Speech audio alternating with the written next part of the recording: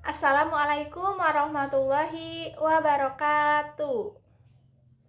Selamat pagi anak-anak. Bagaimana kabarnya hari ini? Alhamdulillah sehat ya. Sebelum pembelajaran dimulai, Ibu mau kelasnya rapi dan bersih. Lihat dulu kanan kirinya, ada sampah tidak? Kalau ada silahkan buang terlebih dahulu sampahnya. Itu anak cowok seragamnya tolong dimasukin dulu. Ibu gak mau kalau bajunya keluar. Sudah? Kalau sudah silahkan untuk KM pimpin doa terlebih dahulu. Lalu sesudah berdoa, Ibu mau tanya, siapa yang tidak hadir hari ini? Oh, hadir semua. Alhamdulillah kalau begitu. Oke anak-anak, di zaman serba modern seperti sekarang ini, seluruh informasi yang dipublikasikan baik melalui media elektronik maupun media cetak dapat diakses dengan mudah. Contohnya, jika kita mau membeli barang elektronik seperti gadget, tentunya si penjualnya akan memberitahu tentang cara penggunaan gadget tersebut, tampilannya bagaimana, cara mengatur suaranya bagaimana, cara mengambil foto bagaimana, semuanya akan diberitahu. Nah, selain diberitahu melalui lisan, di dalam box kardus gadgetnya juga dilengkapi dengan buku petunjuk. Perlu kita sadari ya anak-anak, di kehidupan sehari-hari semuanya kita pasti mengenal tahap-tahap atau langkah-langkah. Contohnya, dalam pembuatan KTP pasti ada tahapan-tahapannya. Terus, kalau memasak ada, pasti tentunya dong.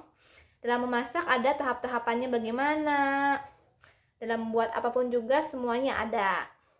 Nah, hari ini kita akan belajar mengenai teks prosedur. Ada yang tahu tidak teks prosedur itu apa? Ya, teks prosedur itu adalah teks yang berisi langkah-langkah atau tahapan-tahapan untuk membuat atau melakukan sesuatu yang disusun secara sistematis. Itu adalah pengertian teks prosedur. Lalu, ada yang tahu nggak ciri-ciri teks prosedur itu apa aja? Ya, ciri-ciri teks prosedur itu yang pertama tentunya pasti ada tujuan. Ada tujuan atau goal. Yang kedua yaitu ada bahan-bahan atau material yang dibutuhkan untuk membuat suatu barang atau melakukan suatu aktivitas. Lalu, ciri yang ketiga yaitu ada langkah-langkah atau tahapan-tahapan untuk melakukan atau membuat sesuatu yang disusun secara berurutan. Langkah yang keempat yaitu ada batasan atau aturan yang harus dipatuhi. Untuk sampai saat ini, ada yang mau bertanya? Oh, tidak. Lanjut saja berarti ya. Kalau ada yang tidak paham, silahkan jangan sungkan-sungkan untuk bertanya ya anak-anak. Lanjut yang kedua, Ibu akan memberikan materi tentang macam-macam teks prosedur. Teks prosedur itu dibagi 3 anak-anak. Yang pertama ada teks prosedur sederhana. Sederhana berarti ya, namanya juga sederhana berarti langkah-langkah yang harus ditempuhnya itu hanya terdiri dari 2 atau 3 langkah saja. Terus yang kedua ada teks prosedur protokol. Teks prosedur protokol yaitu adalah jenis teks prosedur yang langkah kerjanya tidak terlalu ketat, atau dengan kata lain, langkah kerja pada teks prosedur protokol dapat diubah. Lalu yang terakhir yaitu teks prosedur kompleks. Namanya juga kompleks, berarti terdiri atas banyak langkah-langkah. Dan pastinya disusun secara berurutan. Lanjut ke materi selanjutnya, yaitu struktur teks prosedur. Struktur teks prosedur itu ada berapa, anak-anak? Ada yang tahu tidak? Ada 3. Wah, pinter.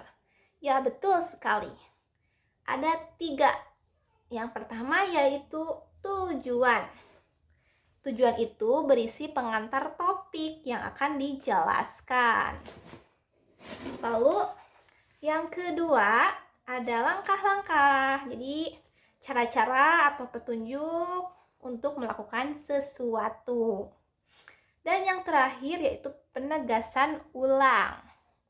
Penegasan ulang itu berisi harapan atau manfaat apabila petunjuk yang disampaikan dilakukan secara baik dan benar. Selanjutnya yaitu kaidah kebahasaan teks prosedur. Kaidah kebahasaan teks prosedur yang pertama yaitu adanya partisipan manusia. Ya, tentunya pasti manusia ya.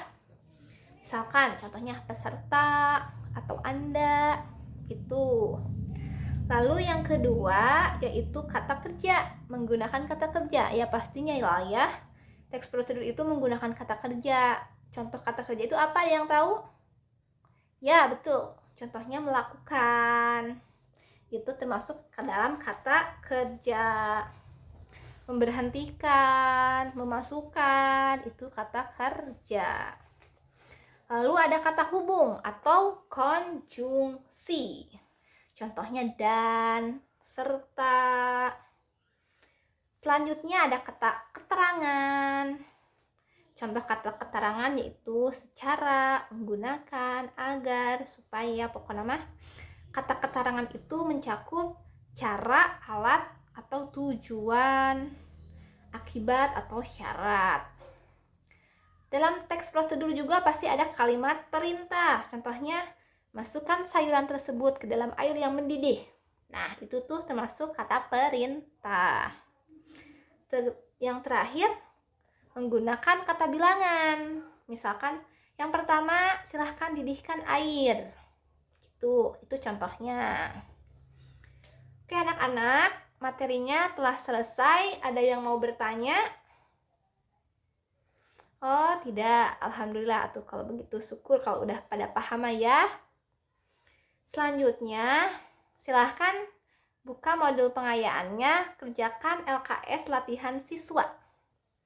Halaman 15. Dikerjakan di buku tulis 2 lembar, kumpulkan kepada ibu. Alhamdulillah, anak-anak semuanya sudah mengumpulkan?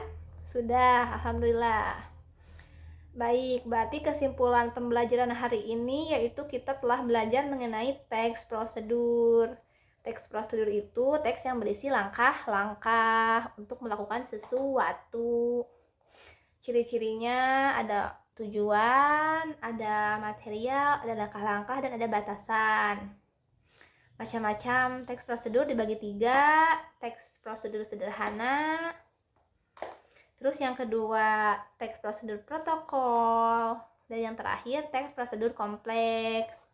Struktur teks prosedur itu ada 3, ada tujuan, terus ada langkah-langkah, dan ada penegasan ulang. Ciri-ciri kebahasaannya udah semuanya udah tahu kan? Sok sebutin satu aja. Ada yang mau?